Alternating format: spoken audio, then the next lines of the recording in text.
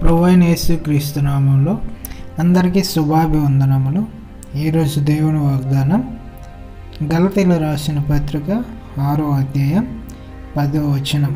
కాబట్టి మనము సమయం దొరికిన కొలది అందరి ఎడలను, విశేషముగా విశ్వాస గృహమునకు చేరిన వారి ఎడలను మేలు చేయుదము.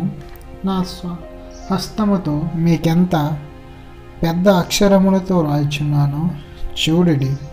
శరీర విషయమందు చక్కగా అగపడు గోరు వారెవరు?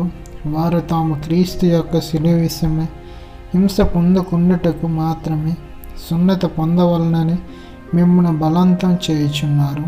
అయితే వారు సున్నత పొందిన వారినైనను ధర్మశాస్త్రము ఆచరింపరు. తాము మీ శరీర విషయమందు మీరు సున్నత పొందవలనని కోరుచున్నారు. అయితే మన ప్రభువైన యేసుక్రీస్తు శిలువ యందు తప్ప మరి